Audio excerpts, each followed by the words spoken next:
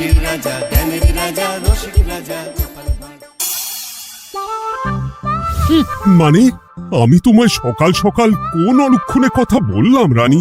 আমি তো কিছুই বুঝতে পারছি না। বললেন না, অলক্ষণে কথা বললেন না।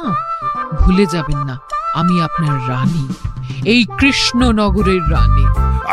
আমি তো তোমায় একটু কোনো কথা নয়, নিজের কাজ নিজে করুন, বুঝলেন? অন্দরমহলে আমার অনেক কাজ আছে। নিজের কাজ নিজে করব? আমি তোমার স্বামী, আমি তোমার কাছে এইটুকু আবদার করতে পারি না? হ্যাঁ,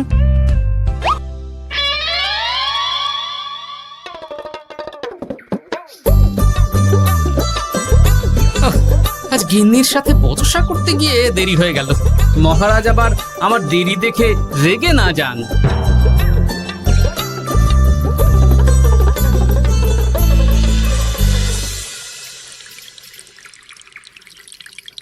হ্যাঁ, তুমি কথাটা খুব একটা মন্দ বলনি মন্ত্রী।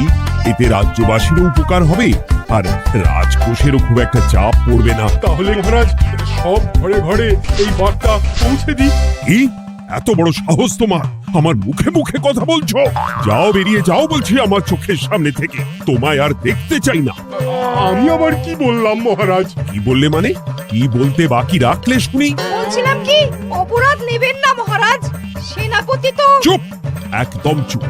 আমি মরছি নিজের জ্বালায় আর তুমি ওই ভুল ভাল বলে আমার মাথা বিগড়ে দিতে চাইছো। মহারাজ রেগে আগুন, এই ছিলেন ঠান্ডা, এই তো মুখে হাসি ছিল, এখন হাতে ডান্ডা। কি বললে কবি? তুমি আমায় অপমান করলে? যাও, এক্ষুনি তোমরা সবাই দূর হয়ে যাও আমার সামনে থেকে। কাউকে চাই না আমি। এই মুহূর্তে রাজসভা আমি শূন্য দেখতে চাই, না হলে আজ সব কটার গর্দান নেব আমি। যাও বলছি।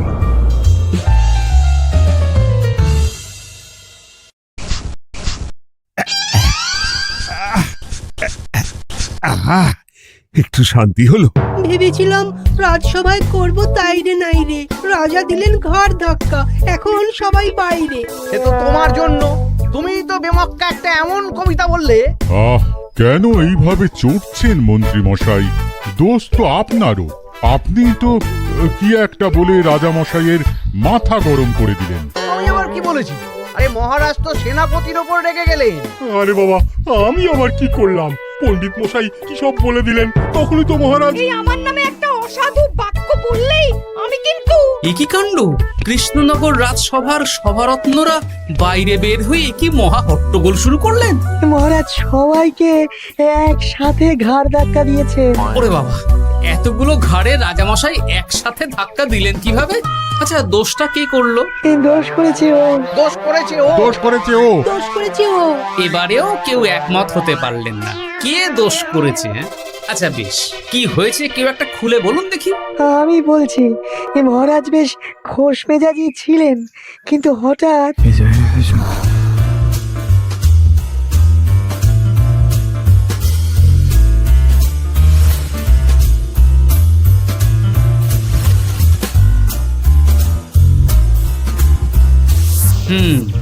এই কাণ্ড! এ তো ভারী অদ্ভুত রোগ মনে হচ্ছে। মহারাজের আচমকা মাথায় রক্ত চড়ে গেল নাকি? হ্যাঁ,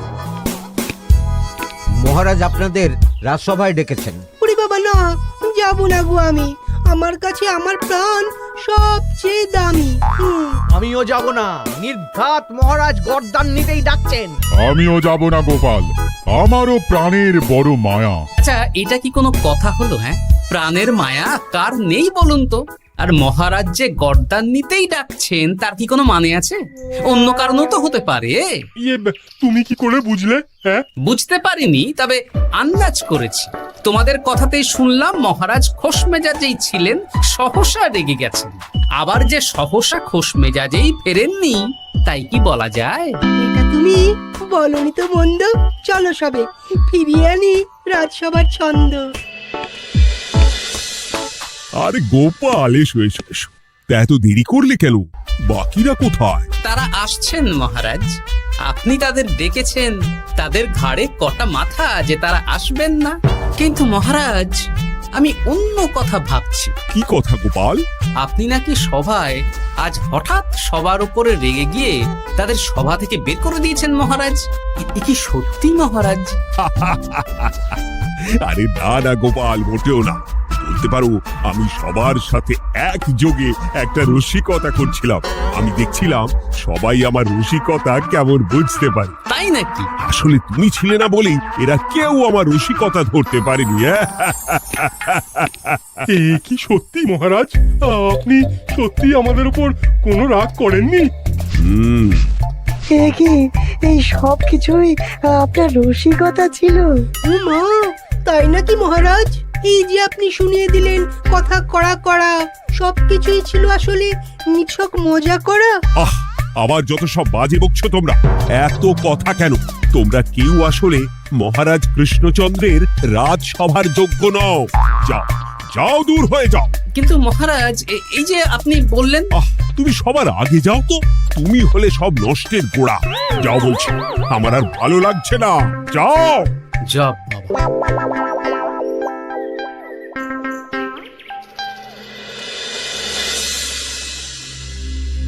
কি বুঝছেন?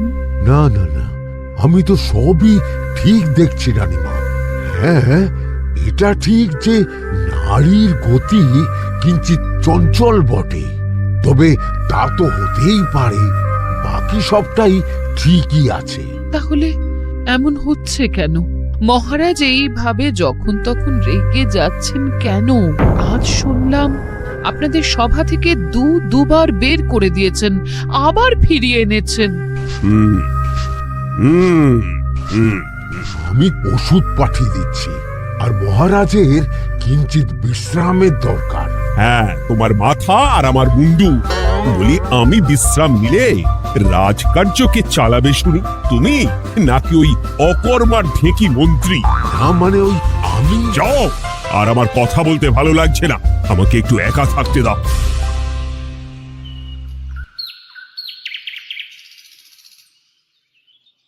ব্যাপারটা কি বুঝলে গোপাল? রাজবৈদ্য তো মহারাজকে দেখতে রাজবাড়িতে গেছেন। কি মনে হয়? গতকালও আমি যখন বাগানে গেলাম,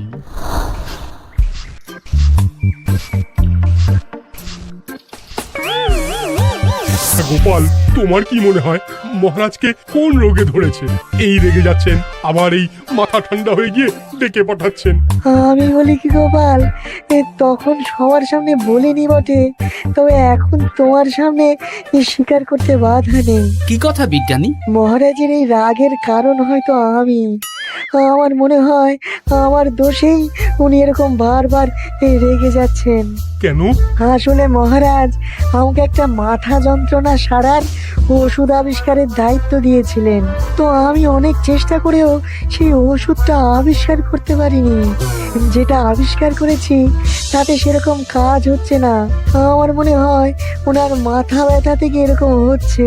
সে যাই হোক, তুমি কিছু একটা করো গোপাল। মহারাজের অসুখ কিভাবে সারানো যাবে সেটা নিয়ে কিছু একটা ভাবো। ভাবতে তো হবেই।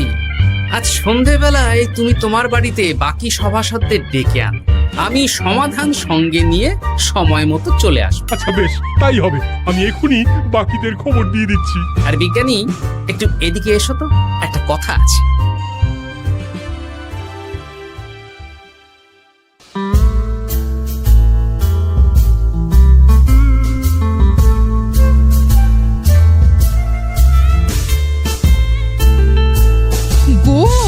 বলি, এইভাবে ঘুরলে কি মহারাজের ব্যামো সেরে যাবে? তা সারবে না।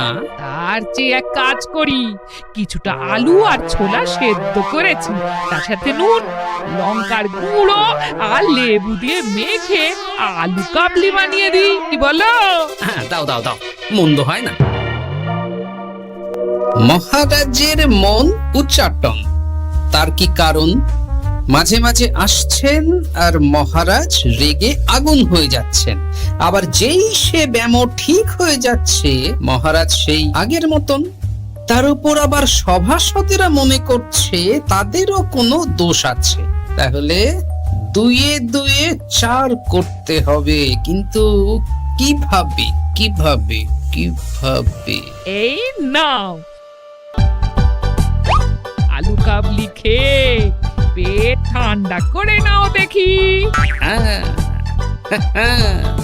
বেশ কিছুদিন আগে বিজ্ঞানী লেবুর রসের জাদুর কথাই তো বলছিল। আচ্ছা গিন্নি, তুমি তোমার বিয়ের সময় তোমার বাবার মুদির দোকানের একটা কাঠের ছোট বাক্স পেয়েছিলে না, যাতে শ্বশুর মশাই মোহর রাখতেন? উমা, সে বাক্স তো ঝুলকালি মেখে আছে গো, তা দিয়ে তোমার কি হবে? ঝুলকালি লেগেছে? বাবা বাবা বাবা, তাতে তো আমার কাজ আরো ভালো হবে। যাও যাও যাও, নিয়ে এসো দেখি। আমি ততক্ষণে বেশ খানিকটা অদৃশ্য কালি বানিয়ে ফেলি। না না, আমি তো বলছি মহারাজের কোনো রোগ নেই, সামান্য উদ্বেগ ছাড়া আর কোনো সমস্যাই নেই মহারাজের। তাহলে মহারাজ আমাদের এই তুর্কি নাচন কেন নাচাচ্ছেন শুনি, মস্করা করে? তাই তো উত্তর জানা চাই তো। আর এই যে এত জরুরি তলব পাঠিয়ে গোপাল আমাদের ডেকে পাঠালো, তার তো টিকিরও দেখা নেই। গোপাল কি করবে শুনি? যে রোগ আদপেই নেই সেই রোগ কিনা ওই গোপাল ছাড়াবে? আমার তো বিশ্বাসই হয় না। বিশ্বাসে মিলায় বস্তু, তর্কে বহু দূর, তাই না মন্ত্রী মশাই? পেলে গোপাল, মহারাজের রোগ সারাবার কোনো উপায় পেলে? আচ্ছা গোপাল, রাজবৈদ্য বলেছেন মহারাজের কোনোই অসুখ নেই, তা তুমি কি সারাবে শুনি? হ্যাঁ, রোগ হয়তো রাজবৈদ্য মশাই ধরতে পারেননি, কিন্তু কিছু তো আছেই যার জন্য মহারাজ এমন আচরণ করছেন, তাই না? তা তুমি বলো না মহারাজ এমন কেন করছেন, আর কি তার সমাধান? এক এক করে বলি। আমি ভেবে দেখলাম এর জন্য আমরাই দায়ী। বলো কি? আমরা সবাই কোনো না কোনো সময়ই মহারাজের রাগের কারণ হয়েছি, তাকে আঘাত দিয়েছি, বিষণ্ণ করেছি। ইচ্ছে করে করিনি হয়তো, কিন্তু করেছি। আর মহারাজ সেই সব কথা বুকে চাপা দিয়ে রেখেছেন। তুমি বলতে চাইছো অতীতে সেই সব ভুলের কারণেই মহারাজ এমন করছেন? আমার তো তাই মনে হয় সেনাপতি। আচ্ছা, তর্কের খাতিরে যদি তাই ধরে নি, তাহলে এখন আমাদের কি করণীয়? আমরা তো কাল যন্ত্রে চেপে অতীতে ফিরে যেতে পারবো না যে সেই সব ভুলগুলো শুধরে দেব। তা হয়তো হবে না, কিন্তু কিংকর্তব্য বিমূঢ় বাবার আদেশ যদি মানি, তাহলে এই সমস্যার সমাধান সম্ভব মন্ত্রী মশাই। কি বললে? ত্রিকালজ্ঞ বাবা কিংকর্তব্য বিমূঢ়, সে আবার কি গোপাল? আছেন একজন জ্ঞানী ব্যক্তি, আমার খুব পরিচিত। তার দেওয়া একটা উপদেশ আমার জানা আছে। আমার বিশ্বাস তাতে মহারাজের এই সমস্যার সমাধান হয়ে যাবে। কি করে শুনি? এই কালি হলো অদৃশ্য কালি। কলম দিয়ে অদৃশ্য কালিতে কাগজের উপর লিখতে হবে। কি লিখতে হবে? লিখতে হবে যে মহারাজের সাথে অতি সাম্প্রতিক কালে আমরা যা যা অন্যায় করেছি তাই লিখতে হবে। কোনো মিথ্যে কথা লেখা যাবে না। তবে চিন্তা নেই, অদৃশ্য কালি, ফলে কেউ কারো লেখা পড়তে পারবে না। এইবার এই কাগজ ভাঁজ করে ফেলে দিতে হবে এই বাক্সে। বাক্সে তালা, তার চাবি থাকবে মন্ত্রী মশাইয়ের কাছে। আবার আমার কাছে কেন? পরে যাতে কোনো সন্দেহ না করেন, যা সন্দেহবাতিক মৌন আপনার। বললে এইবার এই বাক্স সারা রাত নদীর ধারে বটতলায় পড়ে থাকবে, চাঁদের আলো পান করবে। তারপর সকালে আমরা সবার সামনে এই বাক্স ফেলে দেব নদীর জলে। সবার অন্যায় সারা রাত চাঁদের আলো পান করে শুদ্ধ হয়ে ভেসে যাবে নদীর জলে। ব্যাস ব্যাস, আমরা সবাই পাপ মুক্ত হয়ে যাব। একদম সবাই শুদ্ধ হয়ে যাব, আর মহারাজের ব্যায়ামও সেরে যাবে। কিন্তু তুমি কোনো চালাকি করছো না তো গোপাল? অদৃশ্য কালিতে লেখার সাথে আমি আর কোন চালাকি করব মন্ত্রী মশাই? দেখুন, আমি একটা কাগজে লিখছি। কি কিছু বোঝা যাচ্ছে? সত্যি তো কিছু বোঝা যাচ্ছে না যে আদৌ কিছু লেখা হয়েছে কি হয়নি। তাহলে লেখা শুরু করা যাক। এক এক করে লিখুন আর কাগজ ভাঁজ করে বাক্সে ভরে দিন। আর হ্যাঁ, একদম মিথ্যে কথা লিখবেন না, তাহলে কিন্তু লেখাগুলো অদৃশ্য থাকবে না, ফুটে উঠবে। আচ্ছা গোপাল, বুঝেছি। কলম কালি মন, লেখে 3 জন। মিথ্যে কথা লিখে দিলেই ঘটবে অঘটন। আমি বাক্সটা নদীর পাড়ে সঠিক জায়গায় রেখে আসব। তারপর কাল সকালে সবাই মিলে এই বাক্স ফেলে দেব নদীর জলে। ঠিক আছে?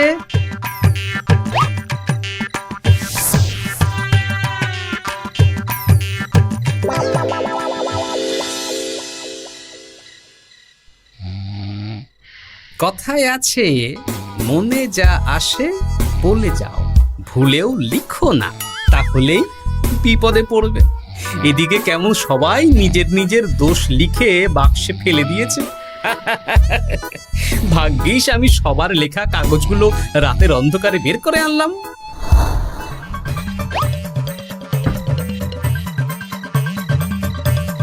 এইবার এই কাগজগুলো ঢুকিয়ে দিলেই কেল্লা ফতে। এখন সবার পাপের স্বীকারোক্তি আমার হাতের মুঠোয়।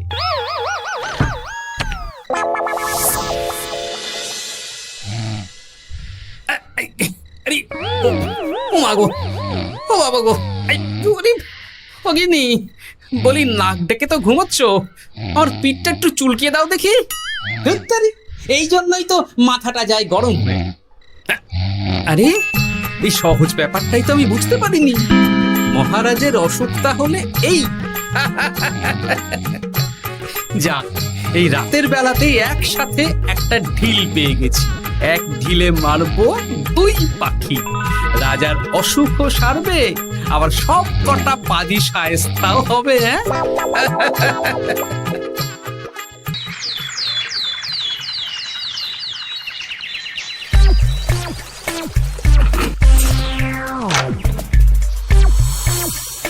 কি এইবার শান্তি হয়েছে তো মন্ত্রী মশাই? যেমন অদৃশ্য লেখা ছিল সেরকমই আছে তো? কিন্তু এতে কি মহারাজের রোগ সেরে যাবে? যাবে না মানে? মনে করুন সেরে গেছে।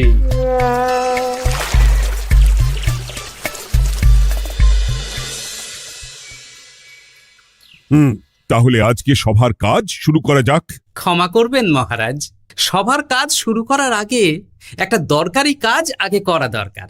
না হলে আবার কখন আপনি আমাদের কারো উপর রেগে যাবেন আর আমাদের সভা থেকে তাড়িয়ে দেবেন, তার তো ঠিক নেই, তাই না? গোপাল, আর বিরক্ত করো না। আমার এত সাহস নেই মহারাজ যে আমি আপনাকে বিরক্ত করব। আমি তো জানি নিজের পিঠ যখন নিজে চুলকোনো যায় না, আর কেউ থাকে না সেই পিঠ চুলকিয়ে দেবার মতো, তখন কিরকম বিরক্তি জেগে ওঠে, তাই না মহারাজ? এ কি গোপাল, তুমি এত কিছু কি করে জানো? জানাই তো আমার কাজ মহারাজ। আর এও জানি যে আপনার এই বিরক্তির পেছনে সভাসদগণের ভূমিকা ঠিক কি। তার মধ্যে তুমিও আছো গোপাল, তাই না? আছি, পুরো মাত্রায় আছি মহারাজ। তবে হ্যাঁ, আমি কিন্তু তাই বলে রাজকোষের হিসেবে গোলমাল করে মহারাজের কোপের কারণ হইনি মন্ত্রী মশাই। কি গোপাল আন্দাজে বলছে? না হলে কাল অদৃশ্য কালিতে আমি কি লিখেছি সেটা জানলো কি করে? আমি যা লিখেছি সেটাও কি গোপাল পড়ে ফেলেছে নাকি? যাকে পড়লেই বাকি, সব লেখা তো ওই নদীর জলে ভেসে গেছে। আমি যে লিখেছি তার প্রমাণ কি? তবে আর চিন্তা নেই মহারাজ, সমস্যার সমাধান হয়ে গেছে। এখন থেকে আপনি যতক্ষণ রাজসভায় থাকবেন, প্রথমে মন্ত্রী মশাই, তারপর পণ্ডিত মশাই, আর তারপর রাজবৈদ্য পালা করে আপনার পিঠ চুলকে দেবে। কেন আমি কেন চুলকে দেবো? না দিলে যে আপনার কপালে অনেক বড় শাস্তি ঝুলছে মন্ত্রী মশাই। রাজকোষে যে জালিয়াতি আপনি করেছেন তার স্বীকারোক্তি আমি হাজির করব যে মহারাজের সামনে।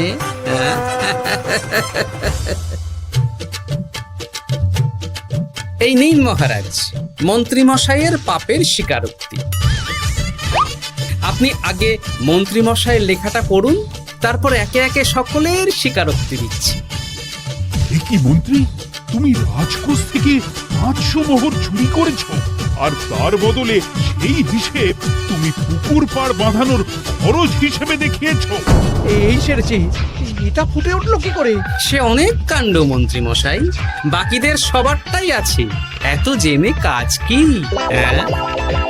না না, জানতে তো হবেই। তাহলে শুনুন, এই অদৃশ্য কালি আসলে লেবুর রস।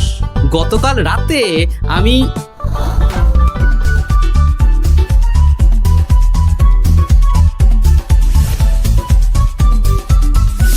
এবার লেবুর রসে অদৃশ্য লেখা কেন বা কিভাবে ফুটে উঠলো সেটা বিজ্ঞানী বোঝাবে।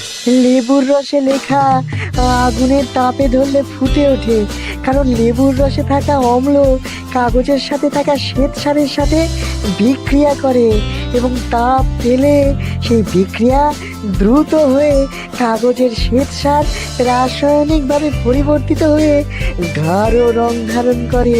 অনেক দিন আগে বিজ্ঞানীর কাছে ব্যাপারটা জেনেছিলাম, আজ কাজে করে দেখালাম।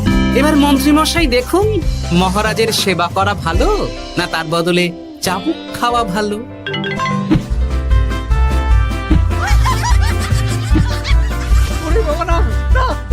আগে যেমন বুনো ওল তেমনই তো বাঘা তেঁতুল হবে মন্ত্রী মশাই।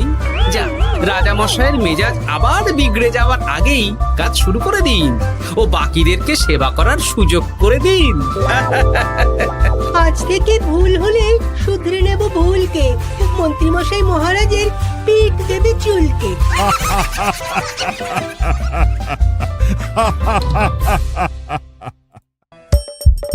হাসির রাজা